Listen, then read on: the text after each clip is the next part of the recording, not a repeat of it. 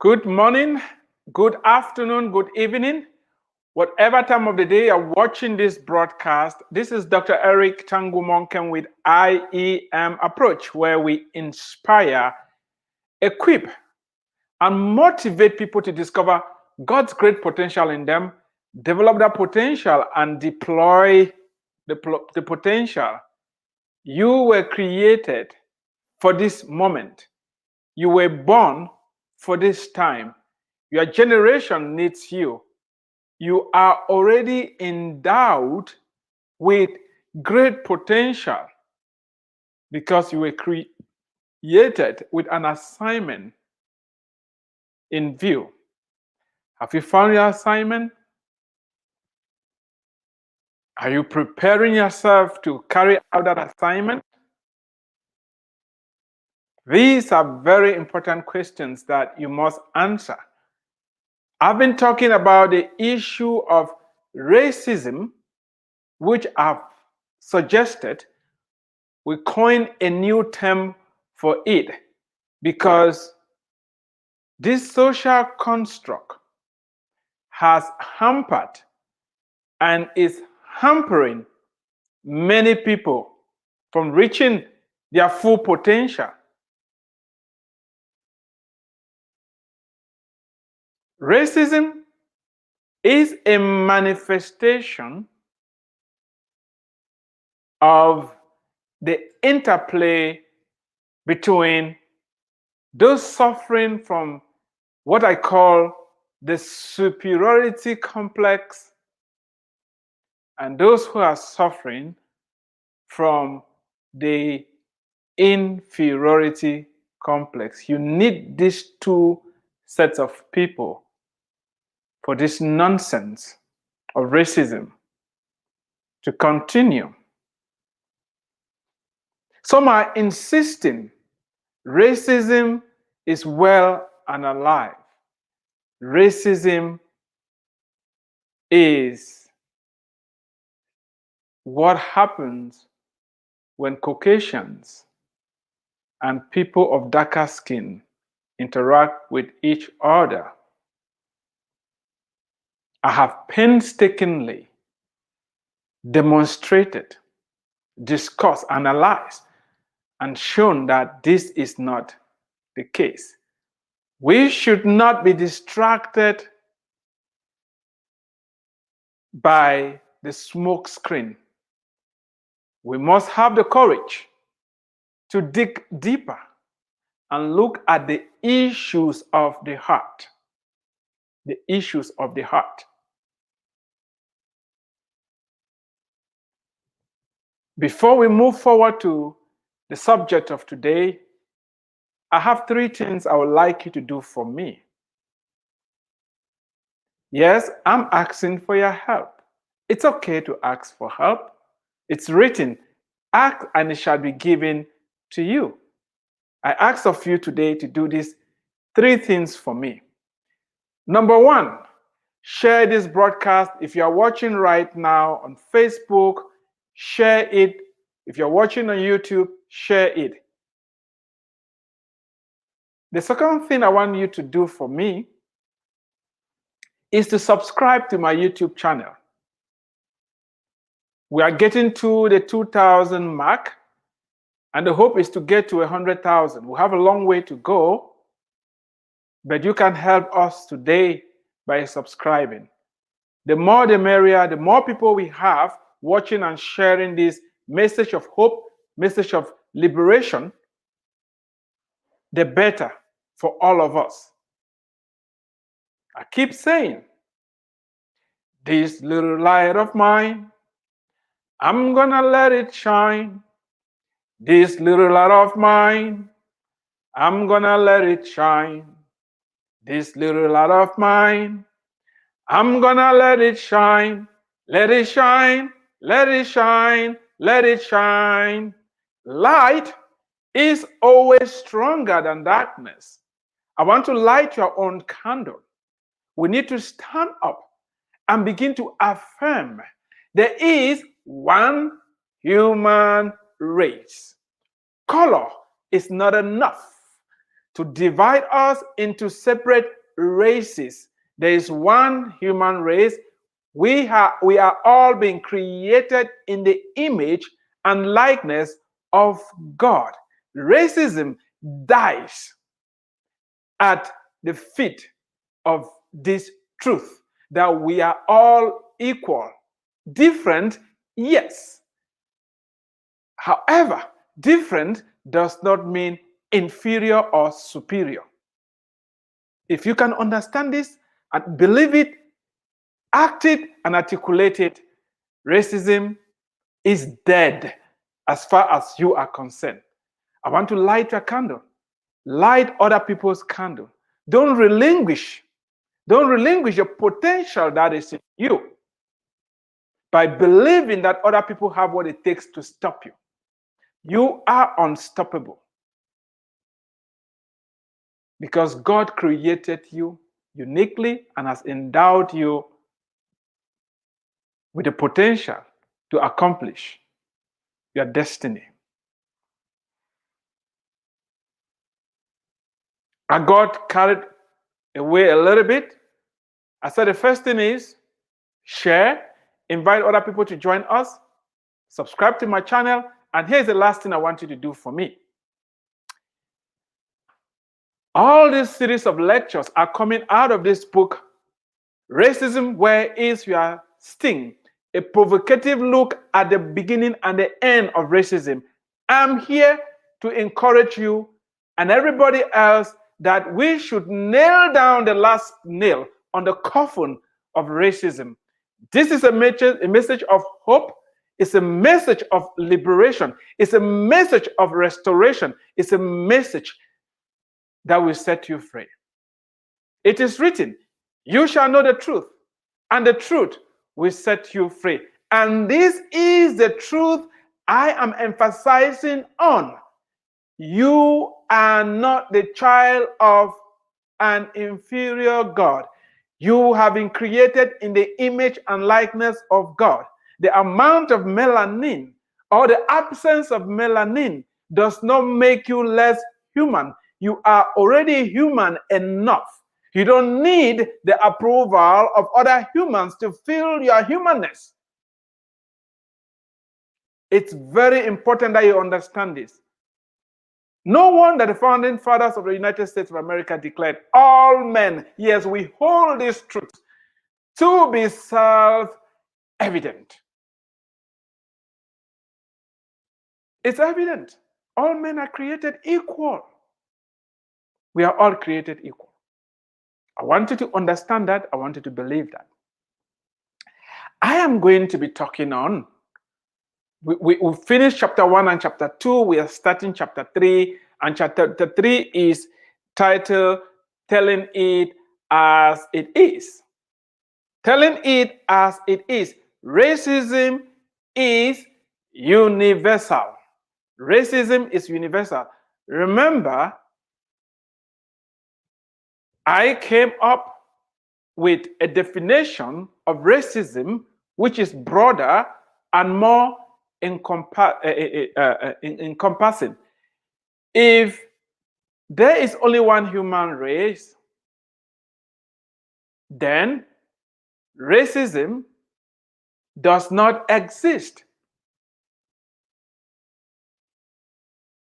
You may be telling me, then why are we having this conversation? To stay relevant and for people to understand what I'm trying to talk about, as I keep using the term racism. However, it is used within the context to mean the animosities, the discrimination, the hatred, the disharmony that exists when human beings interact with each other. It has nothing to do with skin color whatsoever. That has been debunked time and time again, as we're going to see. I'm just going to tell it as it is. The next couple of days, our discussion is going to be very difficult journey. However, we need to go there. If we want to be healed, we need to go to the deep. We need to dig to the root of the problem so that we can come up with a solution. Let me start with this quote by Jordan Peele. He says, racism comes in many different forms. Sometimes it is subtle, and sometimes it is overt. I mean, like somebody asking me, oh, you are from Cameroon in Africa? Do you guys have houses? Or the other person asking me, oh, I've heard that in Cameroon, in your cities, giraffes and chimpanzees and lions and gorillas and you name it, they just roam the streets.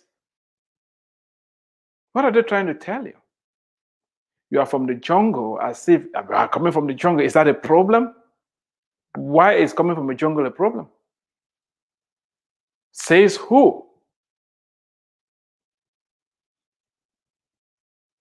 Sometimes it is violent and sometimes it is harmless, but it is definitely here. It's something that I think we are all guilty of. We are all guilty of. Can I say that again? Oh, it's very easy to point fingers. They, look at them white people have done this. You see, when you are pointing one finger to somebody, how many fingers are pointing back at you? 4. I point one at you, 4 points back at me. That is why I've demonstrated, I've said it over and over. All have sinned, including me and you. All of us are sinners who've sinned and fallen short of the glory of God. Given the right circumstances, we will take advantage of each other. Given the right circumstances, we will discriminate. Greed, envy, jealousy will manifest itself. It's not about skin color. And we are all guilty, and we just have to make sure that we deal with our own personal racism in the right way. How are you dealing with your own personal racism? It's universal. You need to go to India. You hear of the caste system. What is that? That some people are born to be servants for life. That they even have untouchables. Oh, what is that? Has it entered your ear that people have to purge themselves of the melanin in their skin universally, all over most of the countries, yeah, where people of darker skin are trying to get lighter and those of lighter skin are trying to get darker. The assumption in society today, especially in societies where, remember, I'm using the black and the white race here because I want to connect with my audience. Those terms are loaded, they're bogus. We need to drop them. There's no such thing as a white race and a black race. It doesn't exist. If you differ with what I'm saying, please, the comment section is open. I want to hear your own opinion. Because when you say people are white like this, is this what we mean by white? Or it means something else? And when you say people are black like this, or is it what we mean or we mean something else? If white is not really what we mean and black is not really what we mean, then what are we talking about? They are bogus terms. We need to drop them. Yes, I'm talking about the black and the white race, but I just want you to understand where I'm coming from. There's no such thing as a white and a black race. There isn't. It's a concoction. It's the social construct. It is meaningless. Yeah, I know some of you are going to stop listening because I just said that. Because some like to hold on to their whiteness and some hold on to their blackness and say, oh, look, because I have black, look at what they've done to me. Oh, poor me. Oh, come on, you don't need other people to free you. You need to free yourself. I started by saying there's great potential in you because you've been created in the image and likeness of God. How dare you believe the report of other people and not God's report about you? Yesterday, I said something very, very important. When you buy your vehicle, you don't consult other people's opinion on the type of fuel to put in that vehicle. You have the owner's manual. And if your neighbor tells you to put orange juice or apple juice in your car, you will not do it because it doesn't make sense. Why are you depending on other humans to tell you who you are? Why are you doing that? Do you think those people have your best interest at heart? Why do you want to mortgage your future and mortgage everything on their altar? Why do you need their approval? Why do you need their approval? Why? Take responsibility. Wake up. Rise up. And be who you're created to be. Color doesn't make anybody inferior or superior. All humans are created the same. There's only one Homo sapien that I know. Every other divisions, yeah, I know mass media likes to pound on it. The politicians like to pound on it and divide us and conquer and rule. Make us stay in the place of hate, the place of pain, the place of regret, the place of suffering and misery. You can turn that around. You can change that. We all bleed red. All this talk of the black race, the human, the white race, and it's just bogus. If you miss the other episodes, please go listen. Get the book and read it. Read it slowly. Think about it. I'm not here to throw blame around. I'm not here to castigate anybody. I'm not here for the victim-victor mentality. None is a victim, none is a victor. It starts in the mind. And that's why the Bible is very, very clear. Be you transformed by the renewal of your mind. Be you transformed by the renewal of your mind. When it dawns on you that you had no control over the color of your skin, that you had no control over where you were born, that you have no control over who gave birth to you, that you have no control over the time you were born, that you have no control over the language you learned as a kid, that is the day you begin to live, because you realize that those things that you have zero control over, they are not supposed to stop you. They are an asset. They are not a liability. What you have control over is the things that you think, the things that you believe. You have control over those things. Focus on them. Make sure you are programming your mind the right way. Don't let other people tell you you are not human enough. Just because they say it, just because they believe it, just because they act on it, just because they manifest it, it doesn't make it true. The truth is this: all men are created equal. When I talk about men here, I include women. None is superior, none is inferior. The man is not inferior to the woman. The woman is not inferior to the man. The man is not superior to the woman, and the woman is not superior to the man. The man and the woman are different. They have different capabilities, they have different roles to play, but that does not mean one is superior to the other.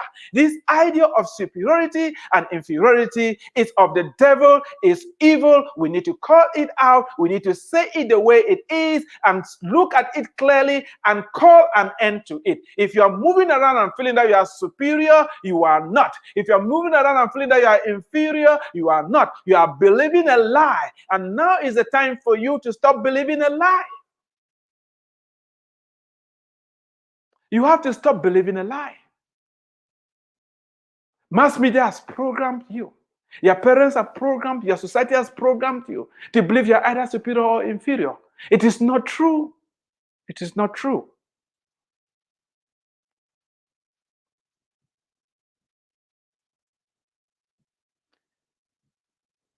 This is the assumption in society today, especially in societies where the black race, which I've said again, is a construct, and the white race interact. racism is prevalent. So you hear racism, racism, oh, the blacks and the whites, oh, they're not getting along, there is racism, and this and that and that. The problem is deeper than that. When people operate under this social construct, they are bound to assume that the manifestation of the issues of the heart, such as greed, selfishness, fear, envy, jealousy, and wickedness, is a result of racism. I've said greed, selfishness, fear, envy, jealousy, and wickedness is an issue of the heart. People are greedy, people are selfish, they are wicked. It has nothing to do with skin color whatsoever.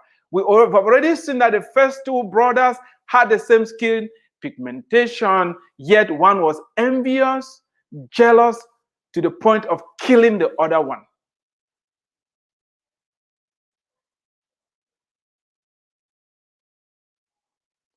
In my previous broadcast, the whole idea of race was debunked because there's only one race, the human race. Any other divisions are baseless and mere social constructs. The idea of racism itself is based on a faulty understanding of the human race and the false assumption that some people are inferior and some are superior. It's a false assumption.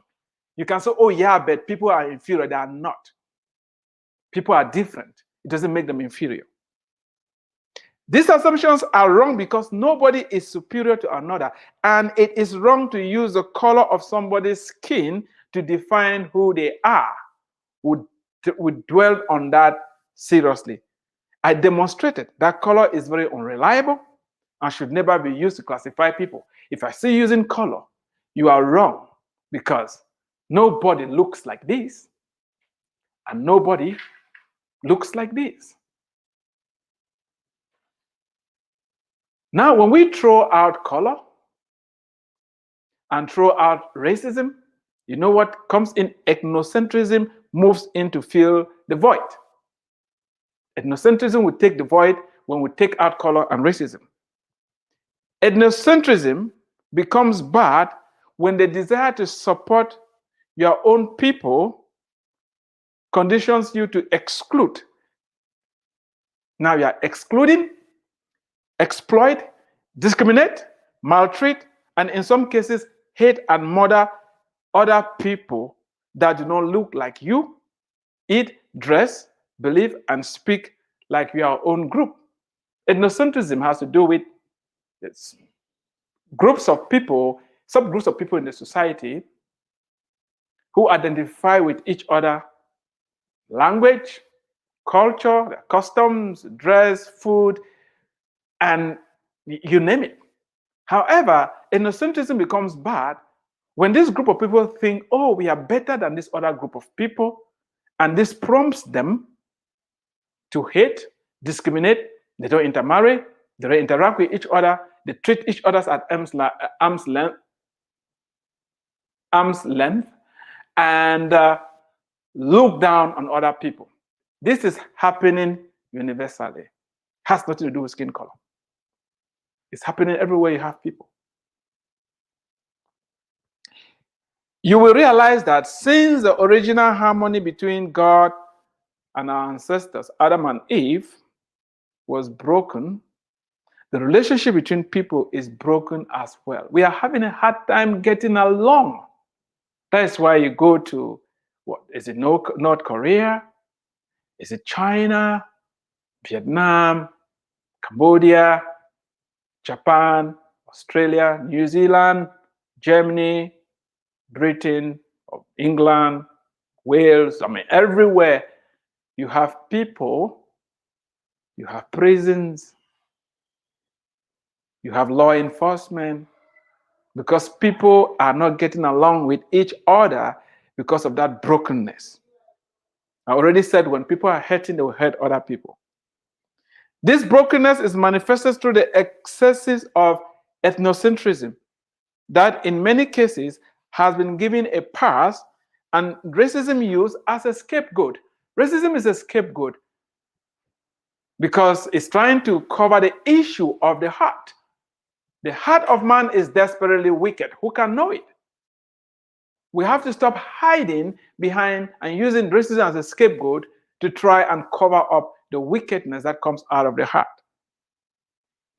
I am going to expose the hypocrisy of many who scream at the racism between whites and blacks.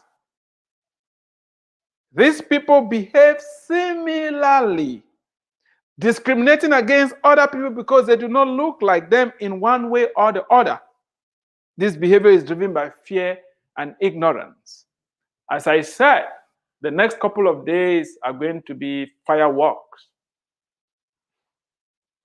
I am going to be exposing the hypocrisy of those who, when it comes to the interaction between the so-called whites and blacks, they are quick to point out fingers. However, these same people discriminate against other people. For example, they don't intermarry with people who don't come from that same ethnic group. People who don't speak their language. No. I want to get married to my own people. When they form their associations, they only associate and have meetings with people from their own particular ethnic group. Now, because they cannot open up to people from other ethnic groups. Why is it so? Because they want to be comfortable. They are afraid of the unknown and they are ignorant of what they don't know. I want to thank you for listening.